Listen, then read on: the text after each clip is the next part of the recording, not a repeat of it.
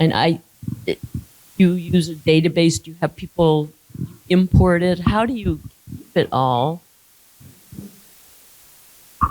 Have some, how can I say, we have some platforms. Some of them are even powered by AI. Yeah. And you need to conduct as many studies as possible, because that's how you can really gather relevant information on specific topics. And that's what is lacking in Africa for the moment, but progressively, just compiling this information to address the issues. Because if you don't know what's going on, how can you be a good player? Collected, excuse me for not knowing, but you collect the data on where the music is playing. You also go after collecting the money, then disperse it, or does that then go to some other group? No, not at all. That's the heart. Our core business is to collect and to distribute.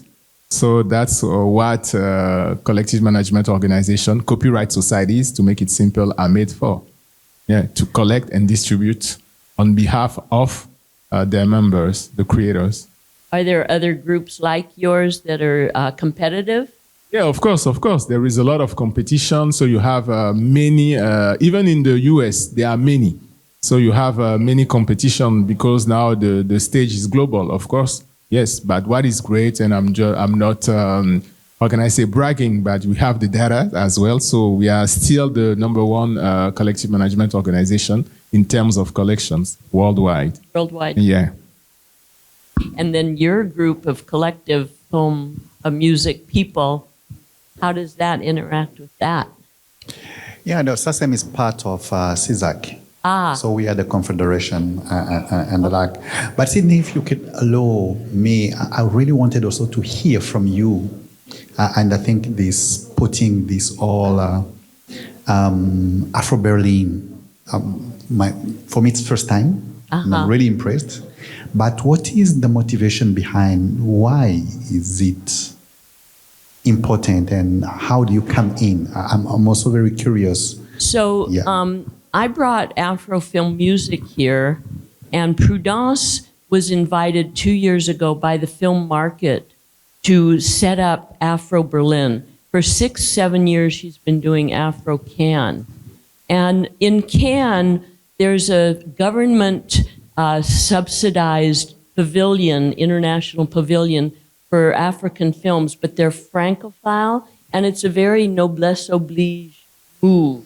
So she set up this for independents to have a place to mix and match each other from all over the world. Anyone who's interested, it's free. She set it up in Cannes, and Berlin has this inclusion that they then excluded. And so they asked her to set it up. So she has done it. It was quite successful. And then I came into the market. I've worked here in the market, not as an employee of them. I've always been independent. I had a database, the first database of international films in the world. And when my company was 20 years old, I sold it to a 10-year-old company, which was IMDb. So I have always worked with the market. All the sales agents have always given me all the data, where the film is sold, to whom, or if it's available. Then I would sell that information to film buyers and to festivals. And when I had films with no sales agent, the sales agents would buy the reports. So they know me very well. And I got kind of bored doing film all the time, and I had no real purpose watching films anymore, because I didn't like consulting with filmmakers who really believed their films were going to make it to Sundance or Cannes, and I knew they wouldn't. And I just felt like discouraged.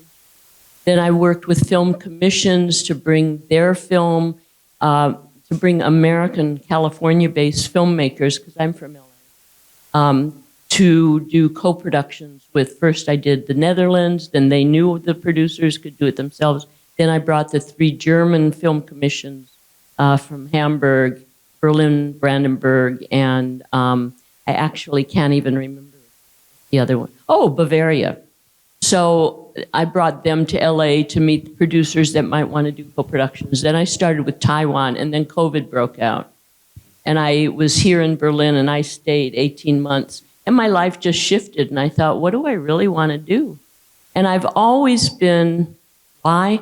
When I went to college, I went to the Sorbonne when I was a junior, and I was, it was 1963.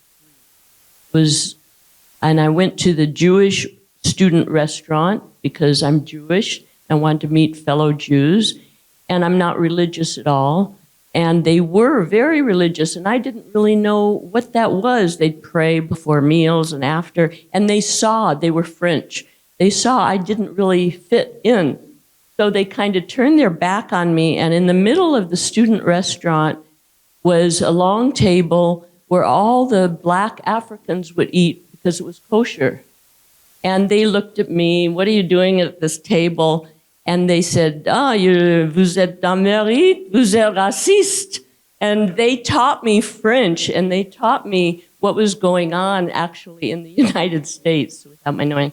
So I always had a kind of a deep appreciation of that. They finally moved me to the middle of the table, and it was to meet their leader, the big guy. And he was like, he had been in the Mau Mau resurrection. He had a slit throat, and bloodshot eyes, talked in a voice like this. And I was so scared. And he took my fear away because he said, you're all right, it's okay.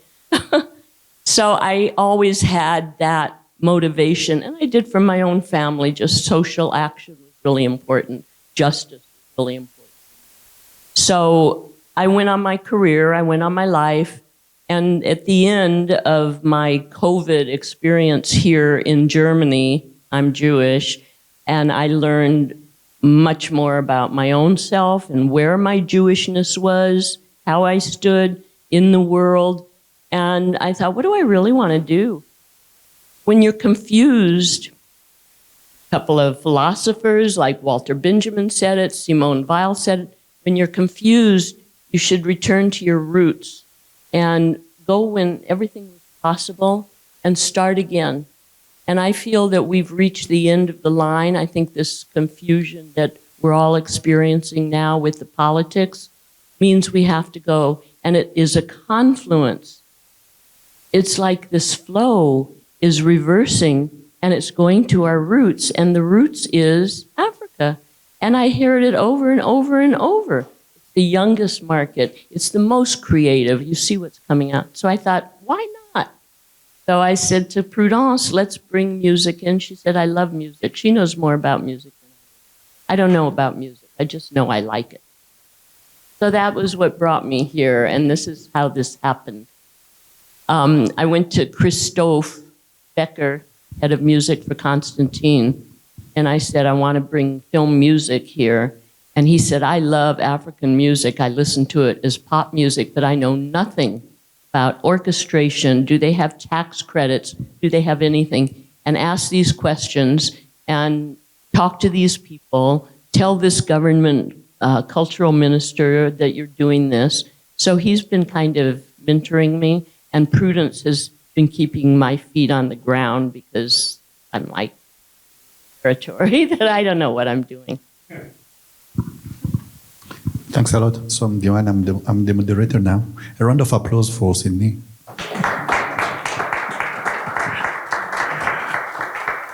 And for me, one of the issue, and this is something we discuss a lot with Chaye as we are on the continent, but it's not for you. It's how such kind of gathering give life to discussion or project.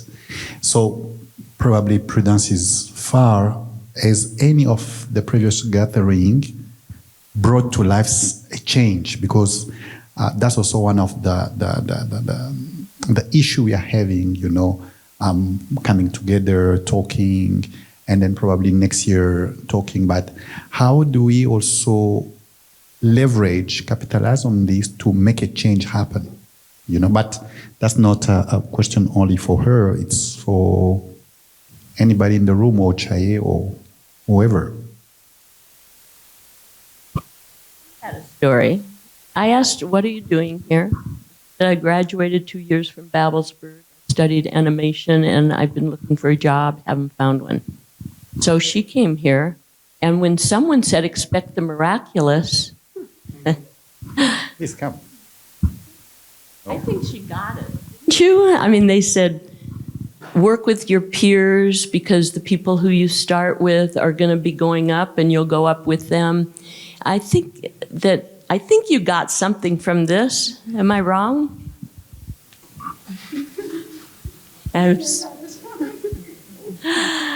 I think that there have been a couple of projects that have come out of this that I heard of here from the last years. People meet and they talk. It brings things forward.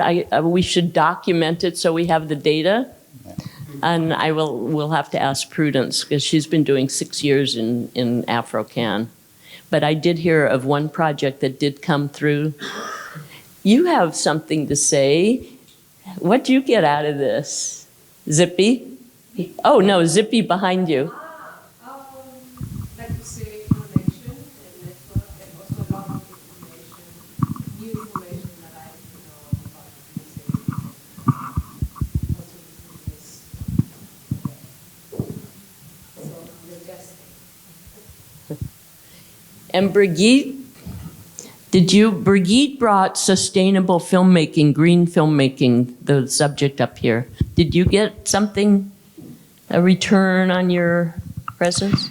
Yeah, I mean, it's just amazing when I just heard how you came into and your entire background. But I think this whole event is really amazing, and also what Prudence created here. So it's a real special community within the festival, and it's different, but it's very nice, and you have all these amazing conferences. I mean, I could not stay here the full time because I have to run from A to B to C, but there's so much going on, and I'm really amazed, and I would like to meet also more of the people, and I hope also that this is a good chance to develop connections to the future and to exchange more and to see each other again in Cannes and next year in Berlin. So it's really my first time at Afro Berlin, and I think it's a wonderful event. And so also, again, congratulations to you and to Prudence. Any other insight?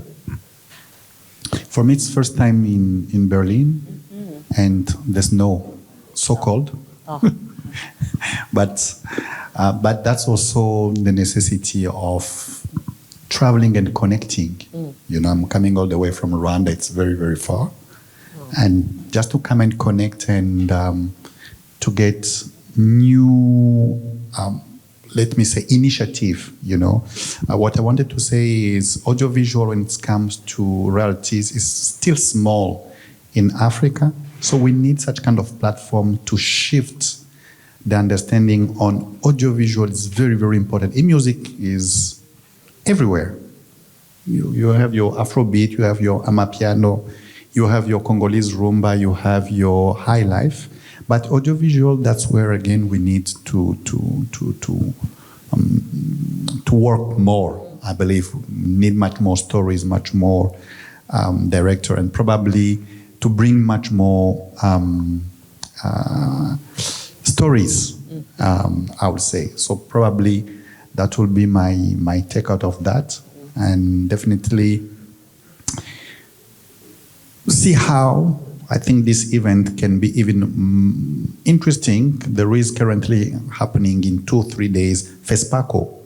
FESPACO is the biggest in Burkina Faso audiovisual festival. I'm not sure how this can collaborate, but I strongly believe that bridging Afro Berlin and FESPACO can really, really bring a change, and this is something probably we can discuss at some point, because this connects actually with Afro Berlin with what's happening on the continent.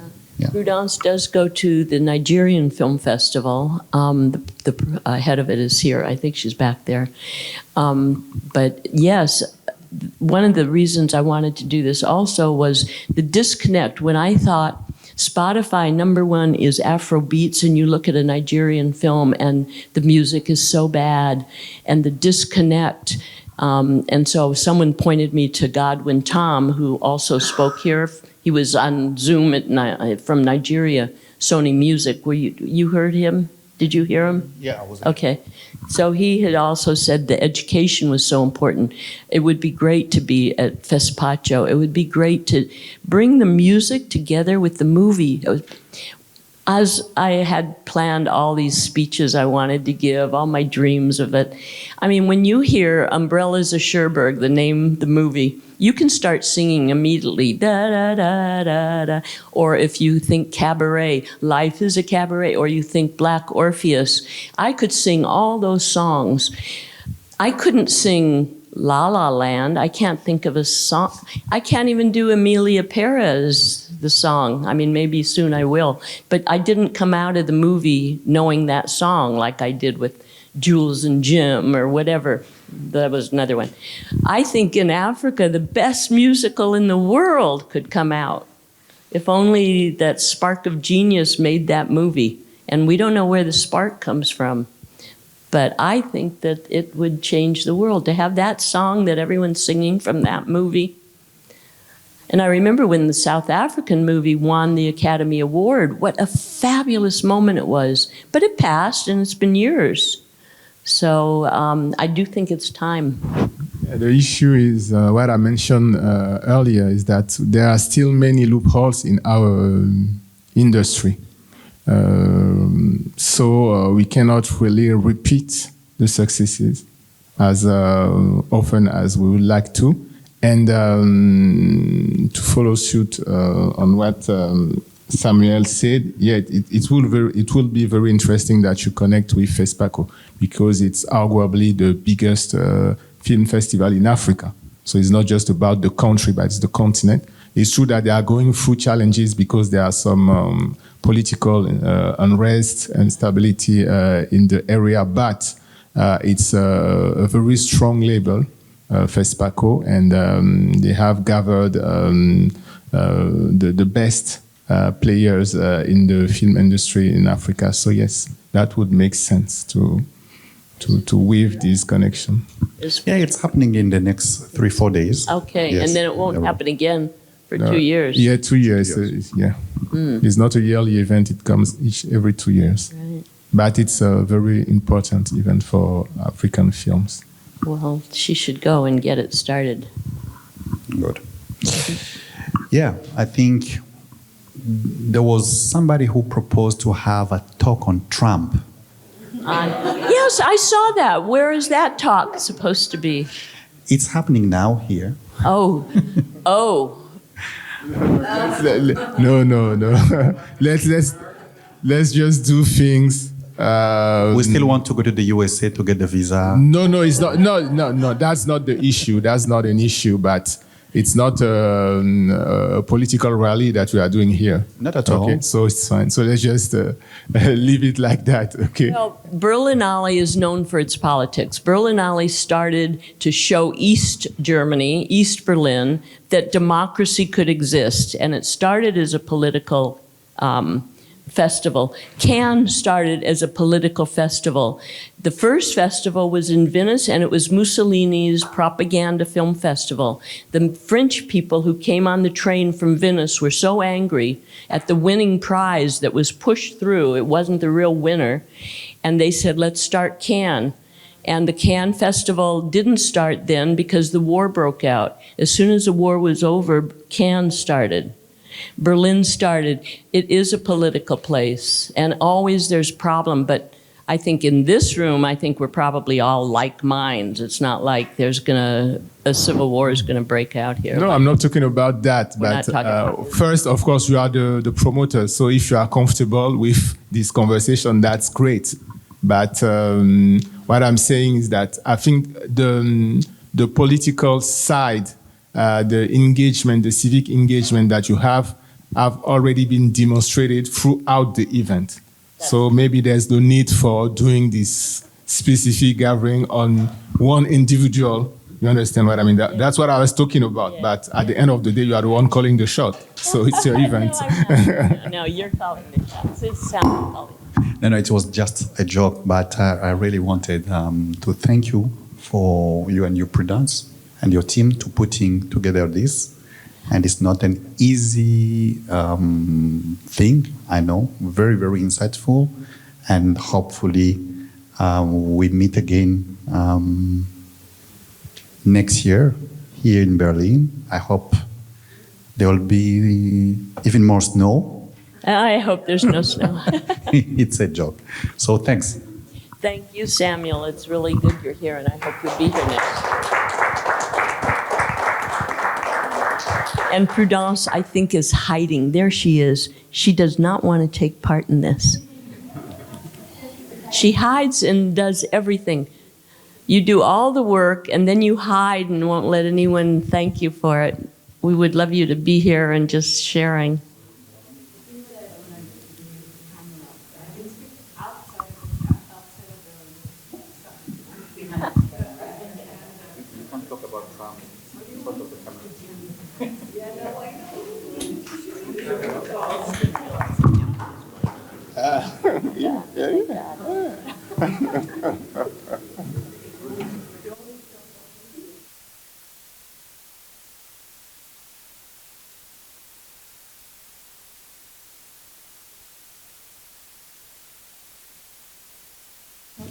Whatever you want to talk about.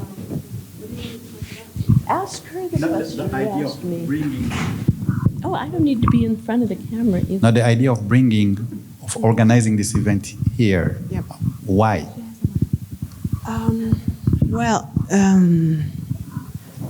It's not that complex, if I can say so. I'm not from the film industry, all right?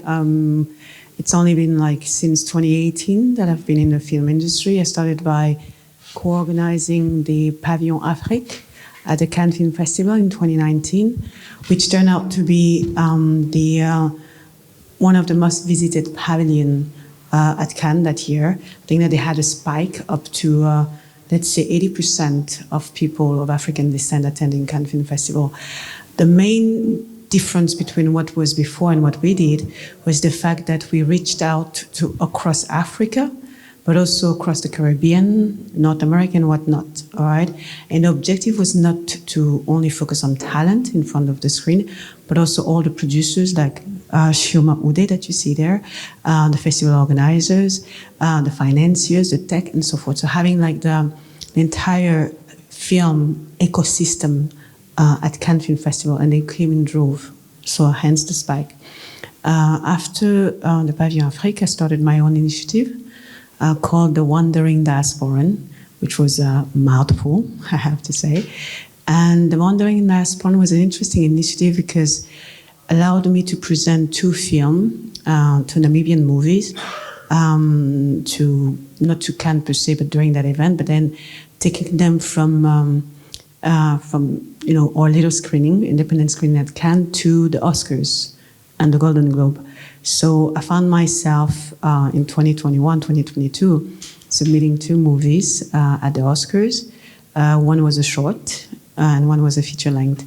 It was in my case, I always have the opportunity to have great mentors like Sine, for example, like Chioma, like Rodney, and so on and so forth. And I was in a group of filmmakers and in that group of filmmakers, there was a lady who posted a movie. She said, "Oh, you know what? I'm looking for a distributor. I wanted to, but I have a hard time finding someone to distribute my movie." I just, okay, I have someone that I know who is in distribution. Let me go and check. I sent the movie to the gentleman who is based in LA, has had film experience for over 35 years. He watched the movie, told me, "Prudence, you know what you have right now?" I say, no. It's actually an Oscar type of movie. So this is how the adventure started. So we did a lot of, let's say, screening, but because by then we were during COVID, he had an interesting network. We had a screening with people like Danny Glover and all the gratin of Hollywood, and then we had our entire journey to the Oscar. Unfortunately, we didn't go far. We reached the shortlisting, all right, for both movies in the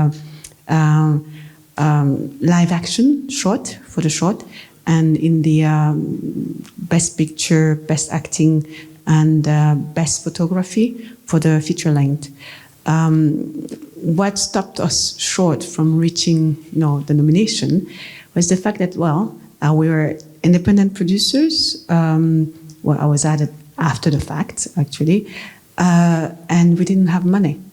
Meaning, for a movie to get to nomination, you need roughly $200,000 which we didn't have. But in a hindsight, I look at it as a fantastic experience. From then on, finishing in 2021, I created Afro because I knew a lot of people. I already also had by then an initiative called Yanib Mentorship Program, which was something that was born after I went to Nigeria in 2019 at the invitation of Chioma Ude at the African International Film Festival. And I met a lot of younger people than I who were wondering about, communication, marketing, and whatnot. So I started by doing like WhatsApp lessons on mobile phone.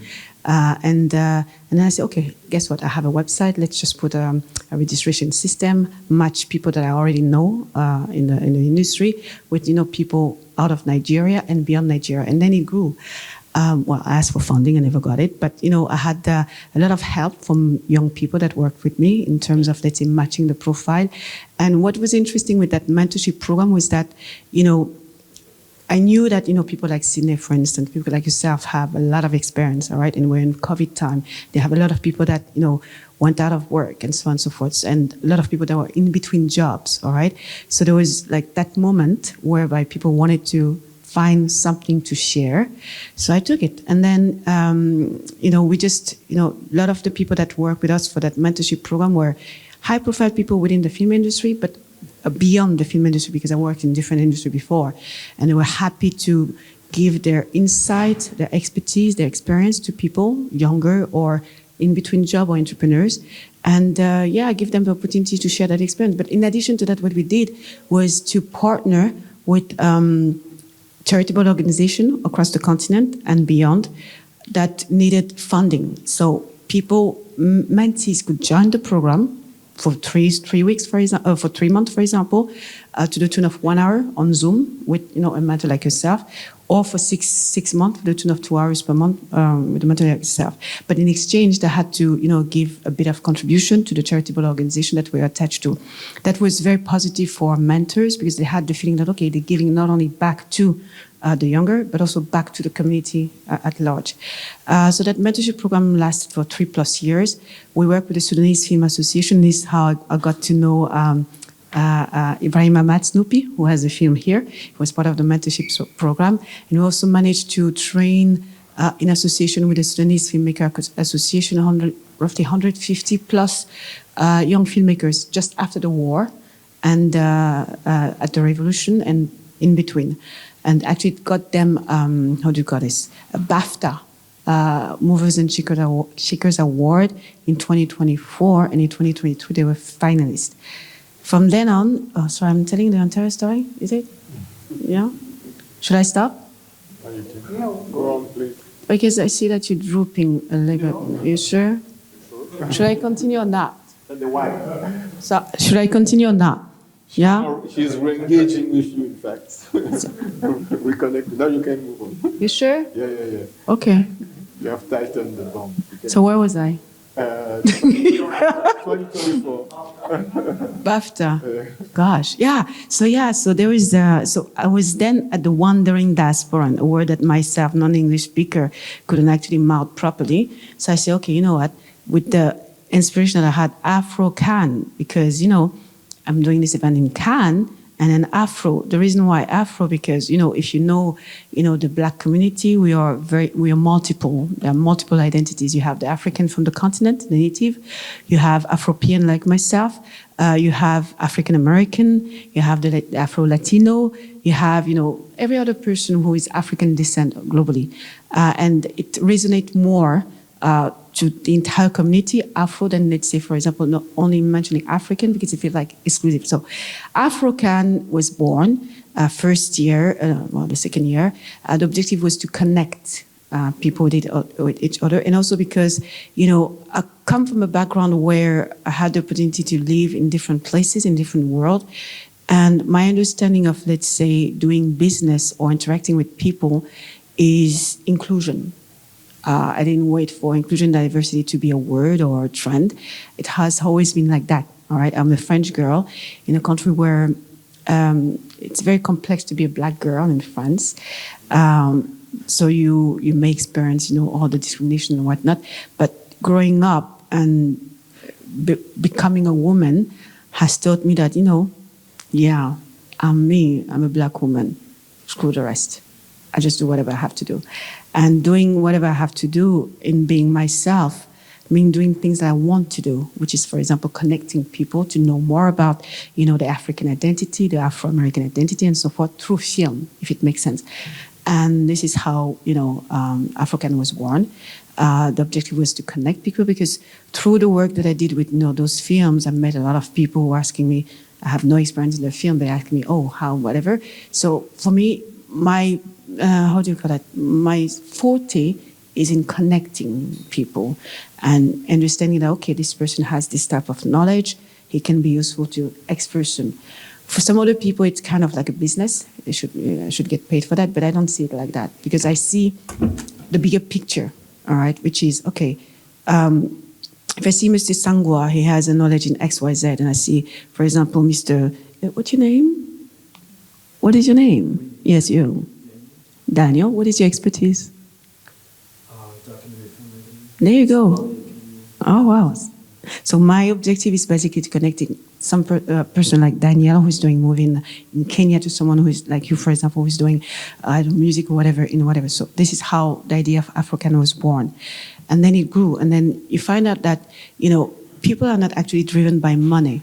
They're driven by the fact that, if they can connect with someone who can help, who can build. This is something that I learned recently, is that you have in life two types of relationship, transactional and transformative. And what we do at Afro-Can or Afro-Berlin is to create transformative relationship, whereby when you meet X person, he helps builds whatever business or whatever, and then you give back, if it makes sense. This is the reason why we are free. The event is free. This is the reason why we allow people from different backgrounds to come on board to share the story. And yeah, I think I spoke too much, by the way. No, but I have a question. You didn't speak too much. Do you know of any film projects that have come out of here? From Afro-Can and Afro-Berlin, I tell you something. This is actually one of our mistakes is to not asking the people who attend to, talk about, the project that they've got involved. But there's so many because they always come back to tell me, oh, you know what? So we had Ravi, who was there the other day. He's working with Namibian filmmakers, and I think that production is ongoing. We had Maya Costa, who came at Afro-Can in 2023. She's working now with a film producer. She's Italian, German, and she's working now with a Cameroonian French producer that she met at Afro-Can. So there are lots and lots of stories like that. But unfortunately, sometimes I'm very dumb, and I have to agree with that. And the fact that dumb is that I actually don't know how to capture those stories that people of the outcome. Does it make sense? Yeah, but you do need to. Yeah, there will be there. Yeah, because I have to tell you something. Doing Afro-Can, Afro-Berlin, you see all of this. It's a lot of work. Not me. It's Sydney. It's all the people that are there. It's Rodney that you see in the room. It's Kiki here. It's a round of applause actually for Natalie, right? And Florence here, right? So it's. I would say, and this is one of the reasons why I don't like to speak in public or put myself out there, because putting together Afrocan or Afro-Berlin is not a one-person initiative, because I have a network for it, I have some skills, but for example, Rodney is a man that has so much experience and I learn a lot from, all right? Yeah, he's that man there, all right? And Sydney is a lady that has 40 years of experience in the film industry, and I'm always listening. So for me, Afrocan is a community, it's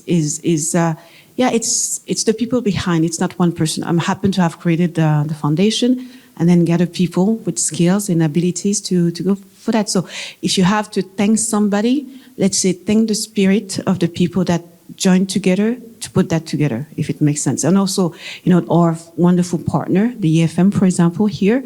And in Cannes we do it independently. But as I said, it's this experience has taught me to be. Actually, I learned a lot. First of all, I'm a very bad communicator in public, all right?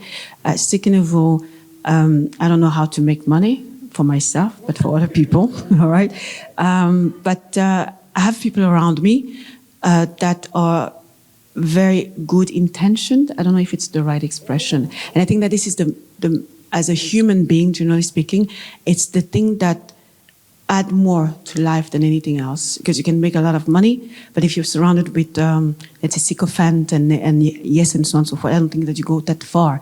I think that the value that I gain, and I think that people gain while coming here, is meeting people that, that add value to their lives. And for me, I'm really, really blessed to have you, and all of the people that part of this experience. And I think that when everybody comes over here, they feel that, okay, we're all amongst people that care, first of all. We are here a transformative experience, if it makes sense. Does it make sense? Yeah? Yeah. That's it. So much.